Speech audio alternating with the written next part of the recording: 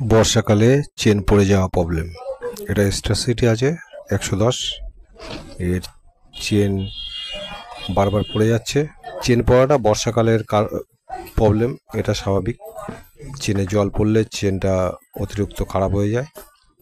আর chain পড়াটা problem নয়, chain পড়ে এই কারণেই যে স্পকেট বিয়ারিংটা আছে সেটা খারাপ হওয়ার কারণে চেনের যে স্পকেটের আছে সেটা অতিরিক্ত লড়বড় করে, যার কারণে কিন্তু আমাদের বাইকের চেনগুলো পড়ে যায়। চেনের স্পকেটের বিয়ারিং যদি ভালো থাকে তাহলে চেন সহজে পড়ে না। চেন স্পকেট বিয়ারিং খারাপের কারণেই চেন কিন্তু অতিরিক্তভাবে পড়ে।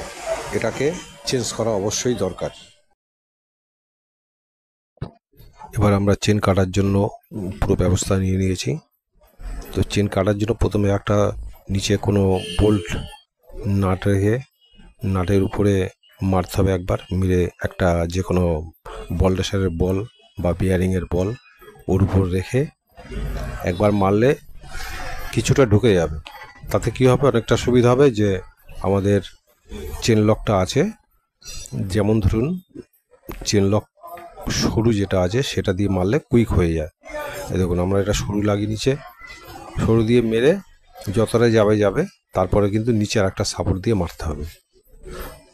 নিচে সাপোর্ট বলতে নাট একটু বড় দিতে হবে যাতে নিচে না ঠেকে, দিয়ে মারলে কিন্তু চেনটাকে পুরো কেটে বেরিয়ে আসবে।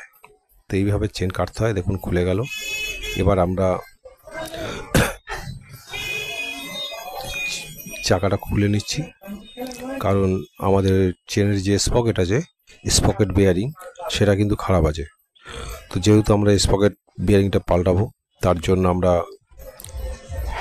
পুরো চাকাটাকেই খুলতে হবে, হাফ অ্যাক্সেল খুলতে হবে, না তো বেরোবে না। তো সেটাকে আমরা চাকাটা খুলে বার করে নিচ্ছি। তো এবার আমরা চাকাটা বার করে নিচ্ছি। এরপর আমরা স্পকেটটাকে বার করে নিলাম। এবার আমাদের বিয়ারিংটাকে বার করতে হবে। বিয়ারিংটা বার করার জন্য এমন কিছু নেই, উল্টো দিক দিয়ে কিছু দিয়ে বাড়ি মারলে বিয়ারিংটা বেরিয়ে আসবে। বিয়ারিংটা পুরো খারাপ, লড়বড়ে হয়ে গেছে। এই লড়বড়ের কারণেই বিয়ারিং যদি খারাপ হয়ে যায় তখন এই স্পকেটের যেটা আছে সেটা অতিরিক্ত পরিমাণে আপ ডাউন করে, মানে আপ ডাউন রেপ্লাইট যাও একদিক করলে কি হয়, তখন কিন্তু চেনটা পড়ে যাওয়ার চান্স একদম 100%। আর এই বর্ষাকালেই চেন খারাপ হয়, যেহেতু চেন শুকিয়ে যায়, শুকিয়ে গেলে এই প্রবলেমটা বেশি হয় আর চেনটা খারাপও হয়। এ 6004 বিয়ারিং আছে, 6004 আমরা বিয়ারিংটাকে এবার ফিটিং করব। তো 6004 বিয়ারিংটা ফিটিং করার পরে আমরা এটাকে সেটিং করব। প্রথমে 6004 বিয়ারিংটা যেটা আছে সেটাকে অবশ্যই গ্রিস করে নিতে হবে, কারণ এতে গ্রিস থাকলেও অতিরিক্ত কম থাকে, তার কারণে আমরা বিয়ারিংয়ের গ্রিসটা করে নেব।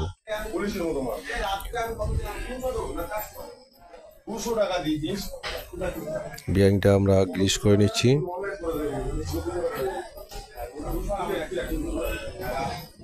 তো এর চেন কভার নেই, লাগানো নেই, যার কারণে আরও বেশি খারাপ হয়। কারণ চেন কভার থাকলে তবু সেফটি থাকে, চেন কভার যেহেতু লাগানো নেই তার জন্য কিন্তু চেনটা খুব তাড়াতাড়ি খারাপ হয়ে যাচ্ছে। এবার আমরা স্পকেটের মধ্যে বসিয়ে নেব বিয়ারিংটাকে। এটা এমন কিছু নেই, মারলেই ঢুকে যাবে।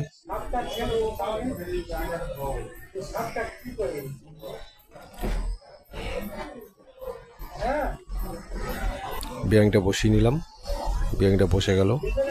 এবার এর উপর যে অয়েল সিল থাকে, অয়েল সিলটা যেহেতু নেই তাতে আমাদের লাগাবার কিছু নেই, আর অয়েল সিলটা এখন অবশ্যই পাওয়া যাবে না।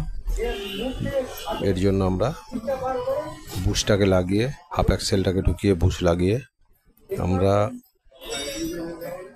স্পকেটটাকে আবার ফিটিং করে দিচ্ছি।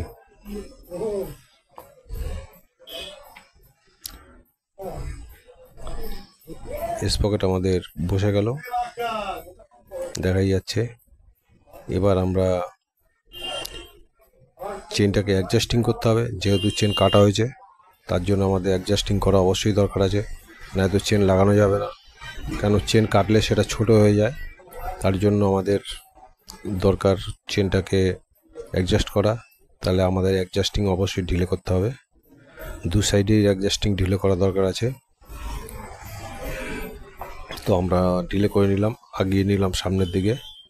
এরপরে না অ্যাক্সেলের বোল্টটাকে লাগিয়ে দিলাম, নাটটাকে। এবার আমরা হালকা করে টাইট করে নেব, যতটা মোটামুটি দেওয়া যায়। খুব একটা টাইট দেবো না, মোটামুটি টাইট দেবো।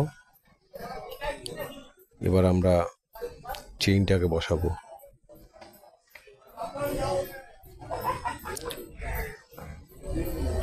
এইটা আপনারা নিজেরা বাড়িতেও করতে পারবেন, এটা কোনো সেরকম কিছু নেই। একটা সেলাই রেঞ্জ দিয়েই কাজ সারা যায়, একটা হাতুড়ি সেলাই রেঞ্জ হলেই করা যায়, এটা এমন কিছু নেই। আপনারা চেষ্টা করে বাড়িতেও করতে পারবেন। এবার আমরা চেনের লকটা পুরো লাগিয়ে দিলাম। এবার এটা দিয়ে আমরা লক করে দেবো। লকটা প্লাস দিয়ে চাপ মারলেই লক হয়ে যাবে, সেরকম কোনো ব্যাপার নেই। এবার চেনটা লক হয়ে গেল। এবার আমরা চেনটাকে অ্যাডজাস্ট করব। চেন অ্যাডজাস্ট করার জন্য পিছনে যে 10 নম্বর নাট আছে সেটাকে আমরা আস্তে আস্তে টাইট করব। দেখবেন চেনটা টেনে টেনে উঠে যাবে। টাইট করলেই চেন টাইট করছি, দেখুন চেনটা আস্তে আস্তে উপরের দিকে উঠে যাচ্ছে। এটাই অ্যাডজাস্টিংয়ের ব্যাস। মোটামুটি চেনটাকে আমরা টেনে এবার অ্যাডজাস্ট করে নিলাম। এবার আমরা হাফ অ্যাক্সেলটাকে টাইট করে দেবো।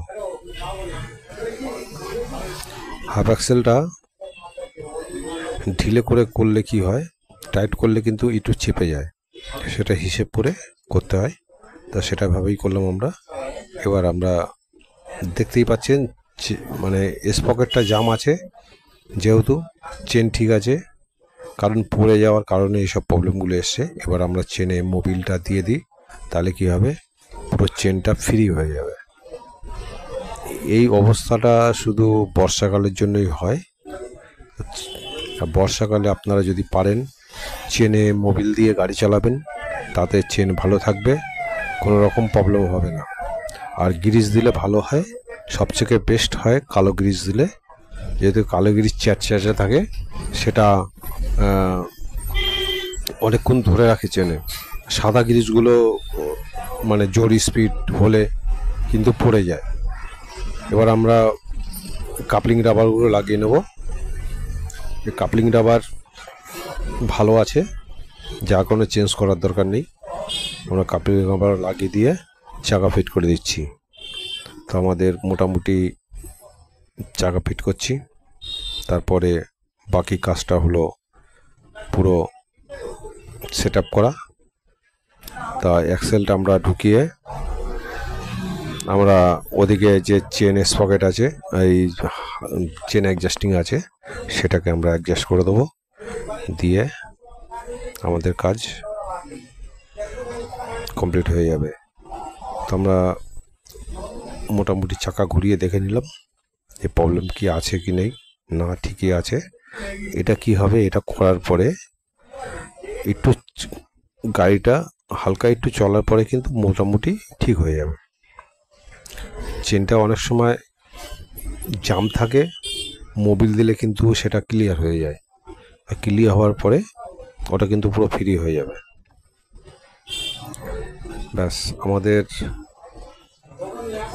ব্রেকটাও টাইট করে দিচ্ছি। যেহেতু সামনে নেওয়া হয়েছে, সে কারণে ব্রেকটা ঢিলে হয়ে থাকে, সেই হিসেবে আমরা টাইট করে দিলাম। চাকাটা ঘুরিয়ে চেক করে নিলাম, সব বরাবর আছে। ভিডিও ভালো লাগলে লাইক করবেন, শেয়ার করবেন। Thank you.